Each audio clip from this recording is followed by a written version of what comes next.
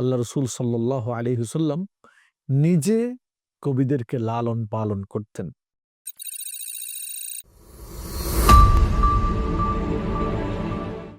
আসসালামু আলাইকুম রহমতুল্লাহি ওবরকাত। ইন্নাল হামদুলিল্লাহ ওয়াসসালাতু ওয়াসসালামু আলা মান লা নবিয়্যা বা'দা, আম্মা বাদ। সুপ্রিয় দর্শক, মানাহিল টিভির পক্ষ থেকে আপনাদেরকে স্বাগতম।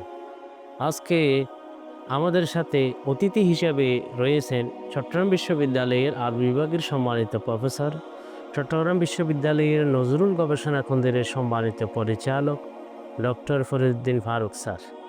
আমরা স্যারের কাছে জানতে চাইব যে আরবি সাহিত্যে বা বিভিন্ন সাহিত্যে গদ্য এবং পদ্য দুটি রূপ রয়েছে। গদ্যের ব্যাপারে কারো কোনো আপত্তি নেই, কারণ ইসলামে গদ্য মহানবী সাল্লাল্লাহু আলাইহি ওয়াসাল্লাম নিজেই রচনা করেছেন। তিনি হাদিসের মাধ্যমে আমাদেরকে গদ্য উপহার দিয়েছেন। যে কোরআনকে আমরা গদ্য বা পদ্য কোনো একটা ইন্ডিকেট করতে পারি না। তবে কবিতার ব্যাপারে কোথাও কোথাও নেগেটিভ চিন্তা ভাবনা অনেকে বলে থাকেন, কেননা কোরআন মজিদের মধ্যে একটি আয়াতে আল্লাহ রাব্বুল আলামিন ইরশাদ করেন, ওয়াশ-শুআরাউ ইয়াত্তাবিহুমুল গাওয়ুন, যে কবিদের পেছনে দুষ্ট শয়তান চক্র থাকে। এ ধরনের কথা কোরআনে আল্লাহ রাব্বুল আলামিন ইরশাদ করেছেন। কিন্তু আমরা আবার ওদিকে দেখতে পাই সাহাবীদের মধ্যে কিছু কিছু সাহাবায়ে কেরাম তারা গদ্য যেমন রচনা করেছেন, পদ্য সাহিত্যেও তারা কবিতা রচনা করেছেন।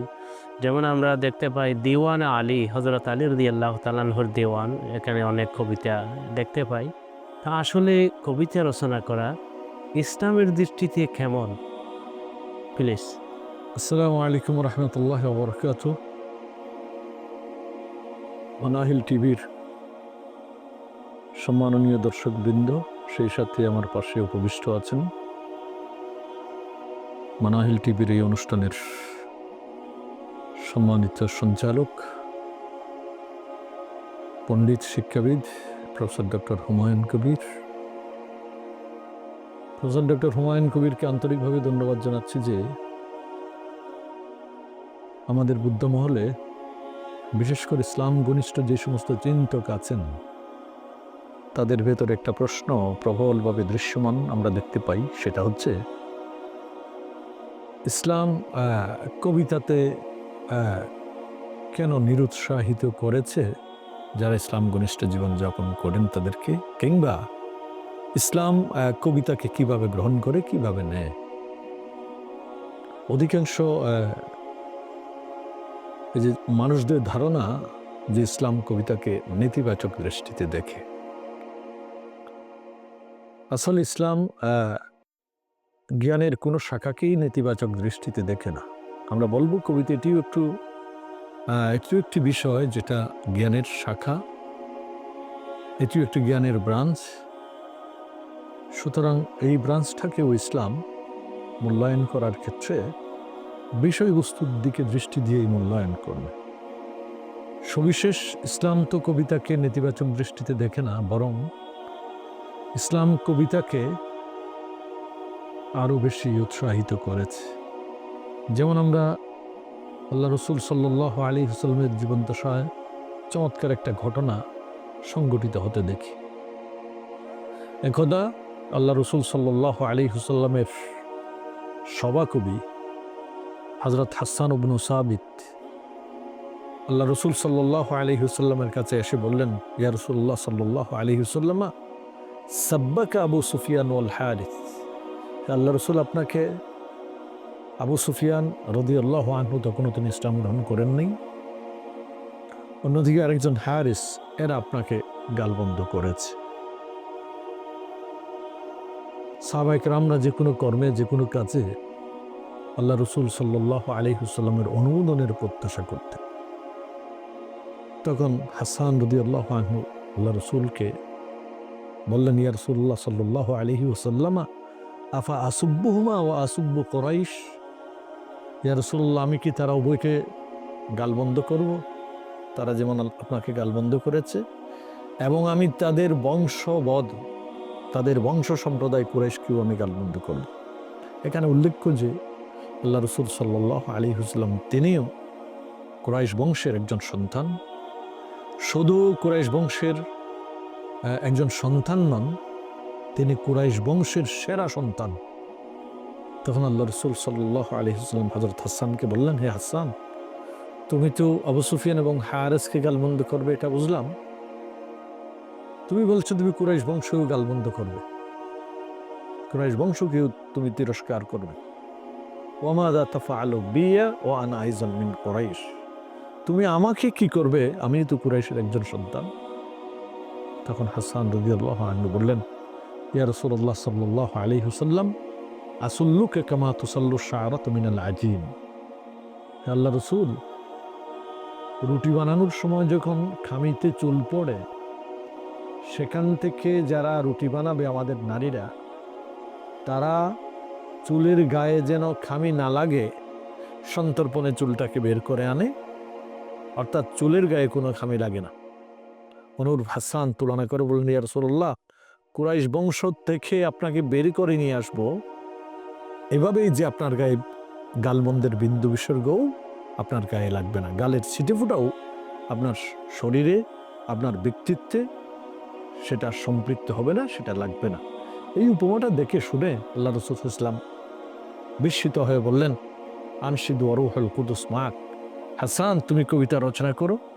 কবিতা রচনার মাধ্যমে আবু সুফিয়ান, হারেস সহ যারা আমার পরিপন্থী, আমার শত্রু আছে, তাদের গালমন্দের উত্তর দাও। এই ক্ষেত্রে তোমাকে অ্যাসিস্ট করবে ফেরেশতা কুলের সর্দার জিবরিল আমিন আলাইহিস সালাতু ওয়াস সালাম। তাহলে এখানে আমরা দেখতে পাই, কবিতা যদি হয় আল্লাহর পক্ষে, আল্লাহ রসুলের পক্ষে, ইসলামের পক্ষে, তাইলে সেই কবিতা কখনো নিন্দিত হবে না, বরং নন্দিতই হবে। এই ক্ষেত্রে আরেকটা বিষয় আমরা এখানে উল্লেখ করতে পারি, আল্লাহ রসুল সাল্লাল্লাহু আলাইহি ওয়াসাল্লাম নিজে কবিদেরকে লালন পালন করতেন।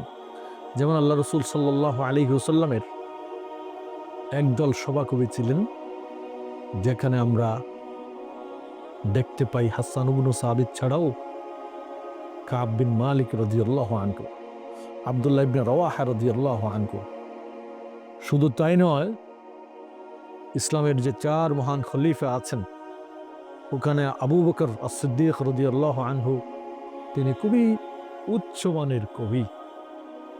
অন্যদিকে আলী রাদিয়াল্লাহু আনহু, আমাদের সঞ্চালক মহোদয়, তিনি তো বলেছেন হযরত আলীর রচনা সমগ্র আছে। তিনিও এত উচ্চাঙ্গের কবি যে, যেটা একদিন দুই দিনের বর্ণনায় শেষ পর্যন্ত হবে না। শুধু তাই নয়, আল্লাহ রসুল সাল্লাল্লাহু আলাইহি ওয়াসাল্লামা জীবনে বেশ কয়েকবার নিজেও তার নূরানি জুবানে কবিতা আবৃত্তি করেছেন, যেটা বিশেষ করে আমরা খন্দকের যুদ্ধে তার সামনে সাহাবায়ে কেরামরা কবিতা আবৃত্তি করতে দেখি, নাহনুল্লাযীনা বায়াউ আলা মুহাম্মাদিন, অথবা নাহনুল্লাযীনা বায়ানা আলা মুহাম্মাদিন আলাল জিহাদ মা বাকিনা আবাদা। এটা বুখারী শরীফে আছে। অনুরূপভাবে আরও একটা চমৎকার ঘটনা আছে।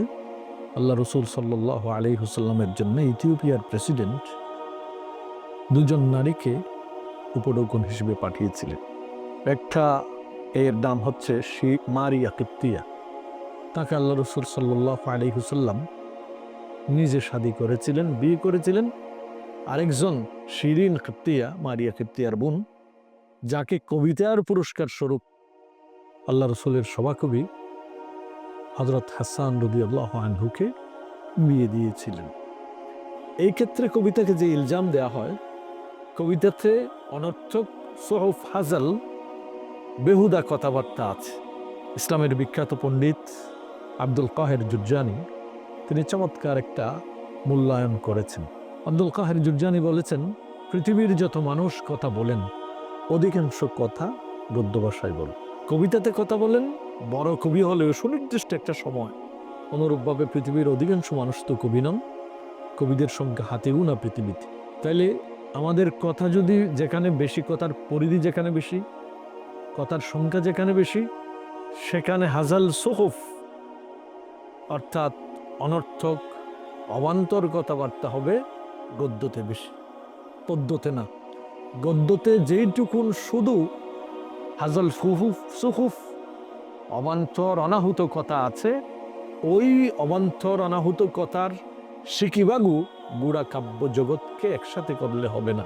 সুতরাং অবান্তর কথার কারণে যদি কবিতাকে দোষারোপ করা হয়, তাহলে অবান্তর কথার পরিধি, অবান্তর কথার সংখ্যা তো সেটা গদ্যেই বেশি। তাইলে আমাদেরকে গদ্যটা স্টপ করতে হবে কথা না বললে। তো কোরআন শরীফে যে আয়াতটাকে সামনে রেখে কবিদেরকে অশ্বারা ও ইয়াত্তাবিউহুমুল গাওয়ুম শেষ দিকে আছে, অর্থাৎ কবিদেরকে সবসময় ভ্রান্তরায় অনুসরণ করে, অর্থাৎ কবিরা একটা ভ্রান্তিতার সাথে নিজেদেরকে সম্পৃক্ত করে এবং ভ্রান্ত শ্রেণীর মানুষরাই কবিদেরকে অনুসরণ করে, কিংবা কবিরাও ভ্রান্তদেরকে ভালোবাসে, তাদেরকে অনুসরণ করে। সবগুলো যদি আমরা এক জায়গায় নিয়ে আসি, কিন্তু শেষ দিকে আল্লাহ পাক সুবহানাহু ওয়া তাআলা এই ভ্রান্তিতার পরিমণ্ডল থেকে তাদেরকে বের করে নিয়ে এসছেন। যারা কবি হওয়া সত্ত্বেও ঈমান রাখবেন, সৎ কাজ করবেন, নিঃসন্দেহে তারা সেই ভ্রান্তির ভেতরে আওতাভুক্ত হবেন না, আওতাভুক্ত থাকবেন না। সুতরাং কবিরা নিন্দিত নন। কবিতার সাথে যদি আমি আমার ঈমানটাকে আমি সম্পৃক্ত করতে পারি, কবিতার সাথে যদি আমি আমার দ্বীনটাকে সম্পৃক্ত করতে পারি, কবিতাকে যদি আমি আমার স্রষ্টার প্রশংসা দিয়ে আমি সাজাই, আমার রসুল সাল্লাল্লাহু আলাইহি ওয়াসাল্লামের স্তুতি দিয়ে সাজাই, কিংবা ইসলামের বিষয়গুলো চর্চার যদি আমি অন্যতম অনুঘটক হিসেবে কবিতাকে গ্রহণ করি, আমার সেই কবিতা হবে ইতিহাসের সেরা, ইসলাম স্বীকৃত, ইসলাম নন্দিত। যেমন আমি একজন আধুনিক যে মহিলা কবির, নারী কবির দু একটা লাইন আমি বলতে চাচ্ছি, কি চমৎকার করে তিনি বলেছেন আজিরনি ইয়া ইলাহাল কাউনি মান ফিল কাউনি ইয়াহমিনি ওমান লিশ-শাররি ইউকসিহি ওমান লিল খায়রি ইউদনিনি। তিনি একটা পর্যায়ে বলছেন হাফিজতুর রূহা বিল ঈমানি ওয়াত তাওহীদি ওয়াদ দীনি, হে আল্লাহ, আমি আমার আত্মাটাকে সুরক্ষা করেছি আমার ঈমানের জন্য, আমার দ্বীনের জন্য। সুতরাং ওয়াসুগুতুন নাফসা তাহিরাতান ওয়া বিত্তাকওয়া তুগাজ্জিনি, আমি আমার নফসটাকে, আমার আত্মাটাকে, আমার সত্তাটাকে আমি সুরক্ষা করেছি পবিত্র করে। সুতরাং আমার এই সুরক্ষিত আত্মা ওয়াবিত্তাকওয়া তুগাজ্জিনি, তোমার ভয় দিয়ে, তোমার ভীতি দিয়ে, তাকওয়া দিয়ে তুমি আমার আত্মাটাকে তুমি পরিতৃপ্ত করো, আমার আত্মাটাকে তুমি খাবার দাও।